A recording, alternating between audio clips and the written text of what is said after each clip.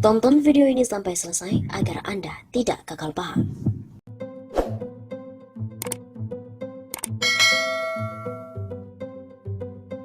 Jokowi buruk di mata internasional, Amerika Serikat bongkar 8 pelanggaran HAM di Indonesia tahun 2020. Presiden Joko Widodo buruk di dunia internasional setelah Amerika Serikat membongkar 8 pelanggaran HAM di Indonesia tahun 2020. Amerika Serikat sudah membongkar 8 pelanggaran HAM pada tahun 2020. Ini artinya Presiden Jokowi buruk di dunia internasional. Begitu kata pengamat politik Muslim Arbi pada redaksi Suara Nasional, Kamis 1 April kemarin. Menurut Muslim, pernyataan Amerika Serikat terhadap kasus pelanggaran HAM di Indonesia akan menjadi sorotan dari negara lain. Negara-negara khususnya Eropa juga menyoroti pelanggaran HAM di era Joko Widodo.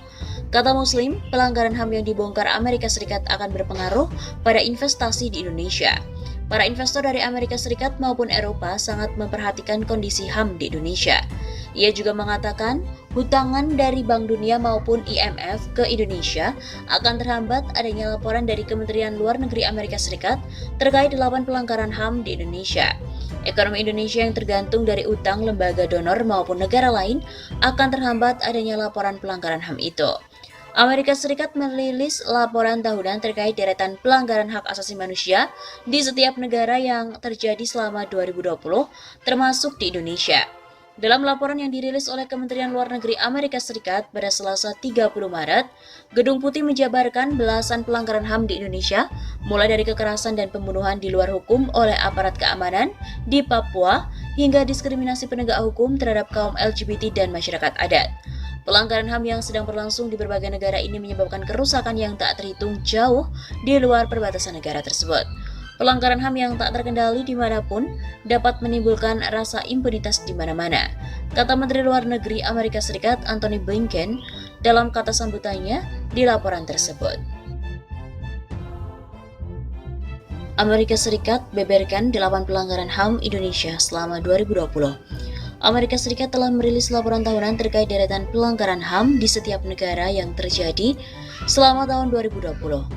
Dalam laporan yang dirilis oleh Kemenlu Negeri Amerika Serikat pada Selasa 30 Maret, Gedung Putih menjabarkan belasan pelanggaran HAM di Indonesia, mulai dari kekerasan dan pembunuhan di luar hukum oleh aparat keamanan, hingga diskriminasi penegak hukum terhadap kaum LGBT dan masyarakat adat.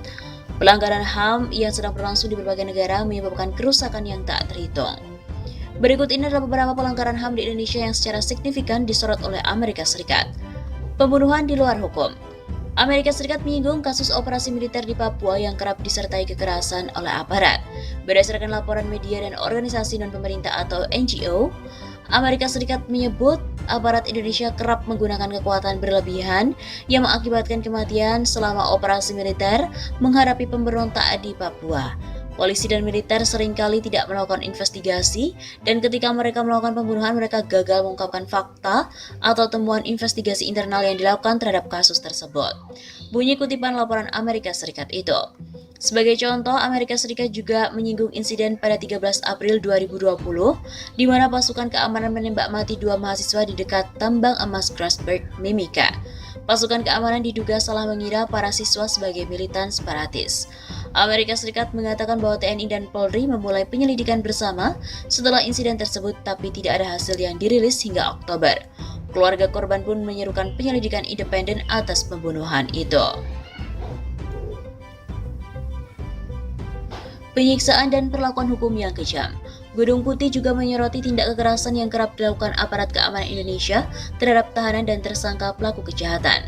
Berdasarkan laporan NGO, Amerika Serikat mengatakan bahwa anggota Polri kerap menerapkan kekerasan terhadap tahanan dan saat menginterogasi tersangka.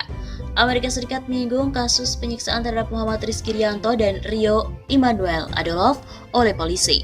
Keduanya ditangkap karena melakukan vandalisme dan menyulut tindak kekerasan. NGO melaporkan bahwa polisi memaksa keduanya mengakui perbuatan dengan menghajar mereka menggunakan tongkat baja dan helm. Polisi bahkan disebut membungkus kepala Rio dan Rizky menggunakan kantong plastik. Penangkapan sewenang-wenang. Amerika Serikat juga menyinggung tindakan aparat yang kerap melakukan penangkapan secara sewenang-wenang. Mereka mencontohkan penangkapan pengunjuk rasa yang berpartisipasi dalam demonstrasi OPM. Dalam kasus bahasa lain, Amerika Serikat menyoroti kasus polisi yang menangkap 10 mahasiswa Universitas Hairun karena ikut berdemo peringatan Hari Kemerdekaan Papua di Ternate pada Desember 2019. Ancaman terhadap kebebasan berekspresi. Amerika Serikat mengakui bahwa Indonesia merupakan negara demokrasi yang menghormati prinsip kebebasan berekspresi. Namun Gedung Putih masih melihat sejumlah praktik yang menyalahi prinsip itu. Mereka menyinggung sejumlah undang-undang dan aturan lain pemerintah yang membatasi kebebasan berekspresi, seperti kriminalisasi terhadap para penghina agama dan pendukung separatisme. Salah satu kasus yang diangkat selama 2020 adalah penangkapan warga Maluku Utara, Michael Samuel Ratulangi karena unggahannya di Facebook yang menghina Nabi Muhammad. Pembatasan akses internet serta pengadilan sepihak. Dalam laporan setebal 38 halaman, AS juga menyinggung langkah pemerintah yang kerap membatasi akses komunikasi seperti internet untuk meredam pergolakan. Salah satunya saat kerusuhan di Papua pada Agustus dan September 2019. Amerika Serikat juga menyinggung serangan peretasan terhadap setidaknya 4 media Indonesia setelah merilis publikasi yang berisi kritikan terhadap penanganan pandemi corona. Sebagai contoh, Amerika Serikat menjabarkan peretasan yang dialami oleh Tempo pada Agustus lalu. Situs Tempo diretas dengan tampilan tulisan "Hentikan Hoax, Jangan Bohongi Rakyat Indonesia, Kembali pada Kode Etik Jurnalistik yang Benar." Peretasan yang sama juga pernah terjadi di situs Berita Tirto setelah menerbitkan artikel mengkritik BIN dan keterlibatan angkatan bersenjata dalam merumuskan pengobatan COVID. Pengadilan sepihak dan tidak adil. Meski Undang-Undang Indonesia menetapkan peradilan independen dan hak atas pengadilan publik yang adil, Amerika Serikat menganggap praktik peradilan di sana tetap rentan terhadap korupsi. Amerika Serikat juga membahas hukum syariat Islam di Aceh. Menurut Washington, sistem peradilan seperti itu kerap mendasarkan penilaian hukum yang dirumuskan daerah, bukan hukum pidana nasional, hingga rentan terhadap penyalahgunaan kewenangan. Diskriminasi hak atas kepemilikan tanah. Undang-Undang Indonesia juga dianggap memungkinkan pemerintah mengambil alih lahan tanah untuk kepentingan umum, asalkan memberikan kompensasi yang sesuai kepada pemiliknya. Namun Amerika menganggap pemerintah Indonesia kerap menyalahgunakan wewenang untuk mengambil alih atau bahkan memfasilitasi akuisisi oleh pihak swasta atas tanah untuk proyek pembangunan tanpa kompensasi yang adil.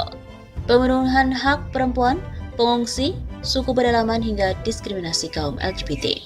Dalam laporan itu, Amerika Serikat juga menjabarkan secara detail berbagai pelanggaran HAM yang terjadi di Indonesia selama tahun pandemi, termasuk pemenuhan hak pengungsi dan pencari suaka, diskriminasi terhadap suku pedalaman hingga kaum LGBT.